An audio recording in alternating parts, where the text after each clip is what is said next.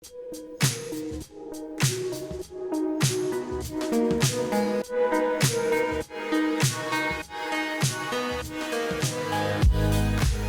welcome to the latest episode of Data Unchained. This is our Supercomputing 25 edition. So we are broadcasting live from the St. Louis Convention Center at the largest supercomputing show of the year.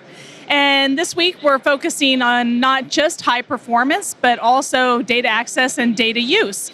Today's guest is probably familiar to a lot of you. Ari Berman is no longer with Fireteam, and I'll try to not make that mistake, but was the founder and CEO of Fireteam and with them for quite some time.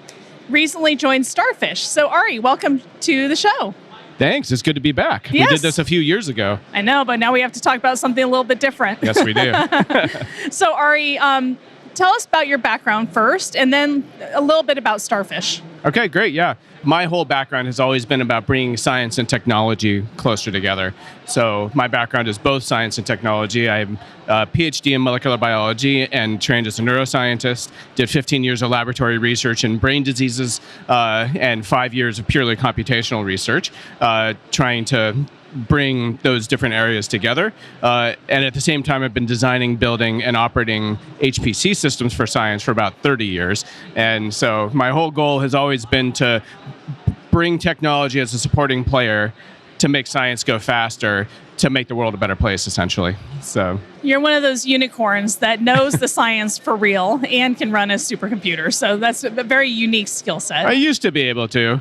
You said I was CEO of Fireteam for a while, which means I was really chief PowerPoint officer. So, you know. Yeah, I used to be able to run an Oracle database too, Yes, you and did. I wouldn't touch one now. I would touch it. People would get mad at me. So Ari, tell us about Starfish. You recently joined the company. They certainly have a tie to the life sciences space, so that makes sense. I know they do more than just life sciences, but tell us about the company and a little bit about their customers. So Starfish is essentially an unstructured data cataloging system at its core that can go out. It sits adjacent to any storage systems you have, can scan those file systems, create a very rich data catalog of everything that's on there, make it searchable, discoverable, analyzable, and then you can take actions on it. You can run jobs on those data, like set data lifecycle policies, for instance.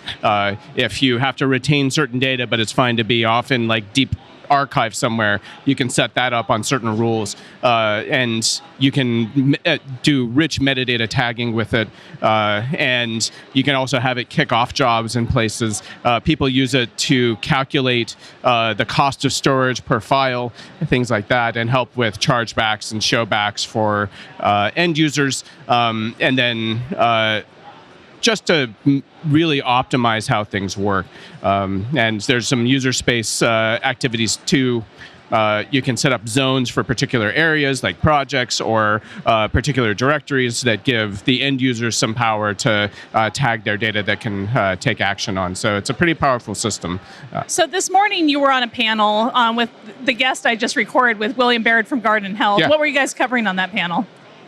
Well, it was the NVIDIA Innovation Breakfast. Ah. So it was about innovation in AI and infrastructure supporting AI. Of course, we brought it back to science, both Will and I.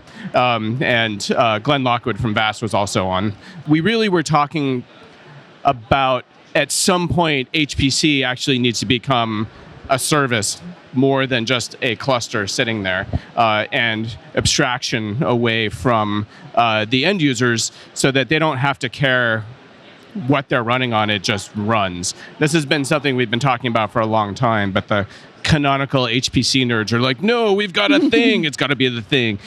These two cultures of the AI and the HPC people are a little bit different in some ways. They are, but it's forcing everyone to grow up a little bit. I think AI is super overhyped, but I'm not quiet about that. I think it's super useful. I think that there's a lot of good things that it's doing, but I think you need to understand what you're doing. But what it is doing is forcing everyone to grow up in this space and try different things. So let's talk about data in this context. So whether you're doing HPC or AI, whatever it is, access to data is super important. One of the big challenges is data's been created in a lot of locations by a lot of different people over a long time. So Starfish initially really helps. One of the kind of key tenets of what you do is just know what you have. Talk about that a little bit. Yeah, traditional POSIX file systems are really bad at telling you where things are. Because to query the file system, you have to list the directories, or you have to do an extensive find or something. There are some databases you can scan in Linux and things, but the various different file systems all do it differently. So what this does is allow you kind of a single pane of glass that operates very performantly and can catalog many hundreds of billions of files and many hundreds of petabytes of data in a self-contained system that doesn't directly affect any of the operating systems. It's got agents that go in and scan. So it's out of band. It's out of band. Yeah. It's outside. The only time it affects the file system at all is when you take action on it. When the system administrators say, okay, this class of things, let's do this with. Okay. But otherwise, it's just outside. So a lot of discovery, a lot of analytics, a lot of life sciences organizations might want to know, how much human genomics data do we have on this file system? How much do we have in our entire organization? NIH is asking that question right now. No one knows. No one knows how much storage they even have. But something like Starfish can help you do that. So it makes data knowable, findable. You can also do things like Chargeback. Talk a little bit about that tool. Yeah, that's right. So it has a whole analytics system on top of it that's built on a system called Redash. It has a very rich graphical interface that you can ask all sorts of questions of your data. The Starfish system has a metadata extractor as a part of it that for a lot of different types of data can go in and read the headers of files and pull that out and automatically assign that. And if there's types of data that are not common, we can work with you to do it custom.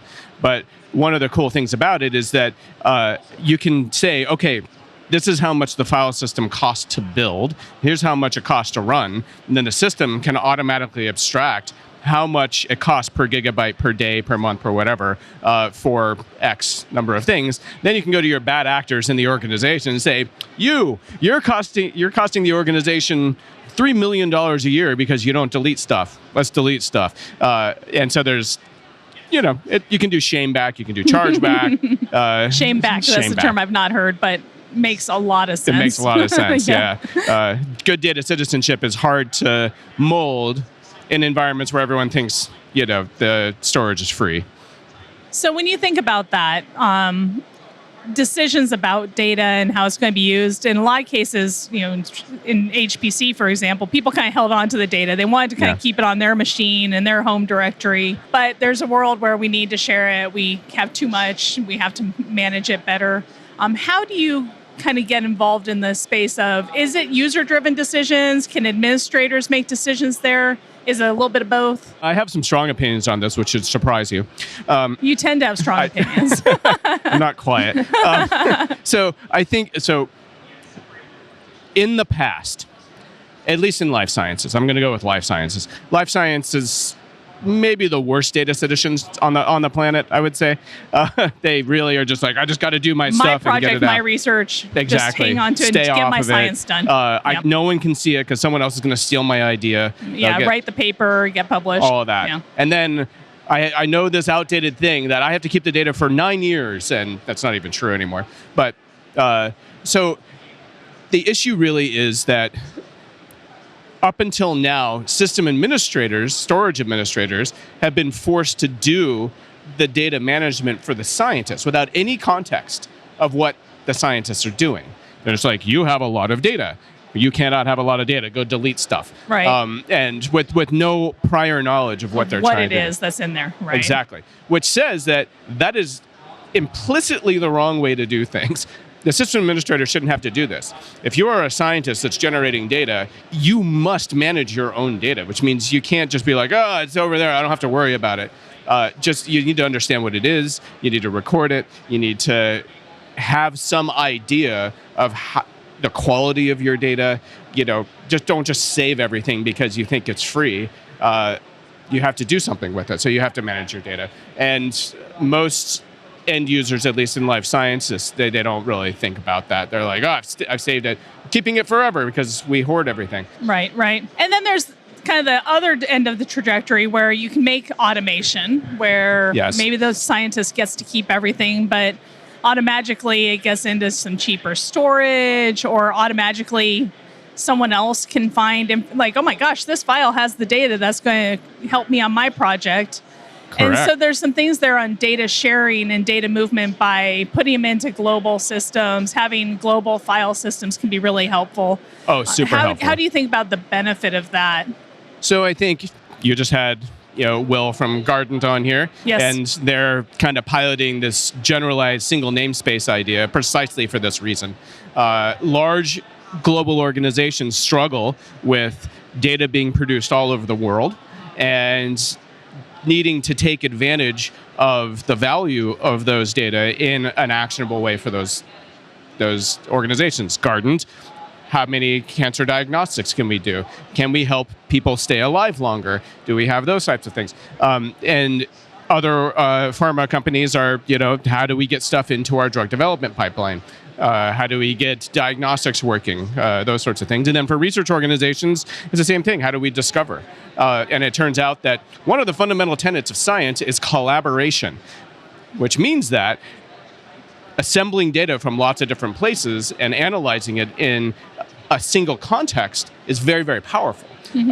Used to be called meta-analyses. I don't know what it's called now, but it shouldn't be. I think it's just analysis. I always think of meta as something else. So Right, exactly. I don't know, but yeah, your point though is that having the ability to do that is really important. It is really important, and different storage systems cause silos of data, and so de-siloing data de-silos organizations. De-silos the capabilities of discovery within an organization, of utilizing the investments they've made to generate or buy those data and do something useful with it.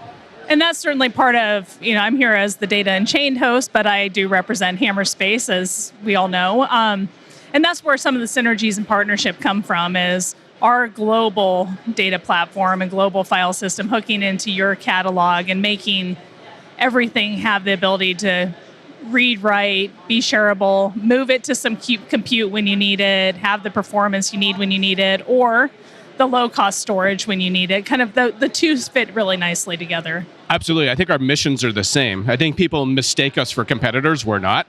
We actually. That's the reason you're on the show, and because I like you. And I like you too. And I think that there's a lot of good synergies here. You all create a real global file system. It still could be analyzed and action being taken on it by our system, which sits outside. And then the two could talk to each other more directly. And so we're discussing things like that. And I think that having a global namespace within an organization, globally even, which I know is something you guys do, is really helpful, especially with legacy storage systems that people have, 3 or 4 different vendors, and end users just want to look at it in a single context. System administrators want to manage it in a single context. I think both of our tools are trying to accomplish that, but in very different ways, which is awesome. And we talked a fair bit about life sciences today, and it's one of the more difficult industries for a variety of reasons. Long-standing habits of doing things a certain way. We talked about data control. There's a ton of data. Yeah. But you guys work in other industries, and I think it's worth talking about that, because other industries have different requirements. Like government has certain security rules, and maybe just cover a little bit about other industries that Starfish is really active in. Yeah, so it's interesting. One of the reasons I think that I was drawn to Starfish is because they do work with a whole lot of science organizations, and clearly my passion is science. But my passion also is just data health and supercomputers. Big shiny things, yes. Because ADHD, but we all have a bit we of all that. have it, right? So we work in a lot of other industries. We work in media, which is crazy amounts of data, video data, audio data, streaming, cataloging, editing, all of those things.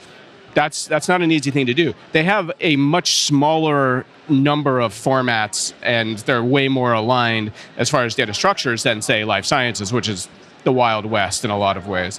Other sciences, astronomy, high energy physics, those sorts of things. We're in those places. We're scanning El Capitan now, Cool. the fastest supercomputer in the world, at least by top 500. And that's pretty awesome because it's just an enormous amount of data. Garden Health uses us. But we also are in other places, agencies we can't talk about, and financial, fintech So kind of the more rigorous, standardized enterprise government environments. Not to say life sciences isn't. They have their own standards and rigors to adhere to. Patient health or patient privacy, Sure, yeah. The patient but not side on the of things. research side. Yeah, the research side is... Yeah, there are standards. There's just 45 of them, and no one can agree on which one they should use. We actually did a show about that one point. Should we have standards in life sciences? And overwhelming answer is yes. And then I asked who should drive them, and lots of shoulder shrugging. Not me. Right. Exactly. Someone else, you. Exactly. Cool.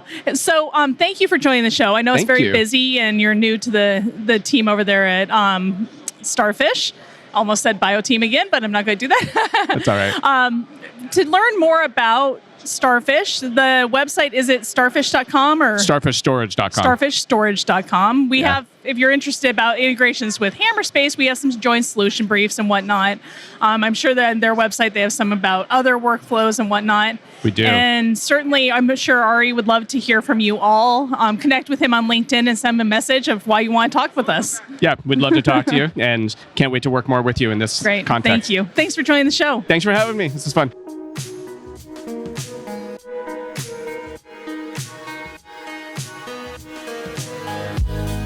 Thanks for listening to Data Unchained, powered by Hammerspace. To learn more, visit hammerspace.com. If you have a guest you would like to hear on the show, email me at molly@hammerspace.com.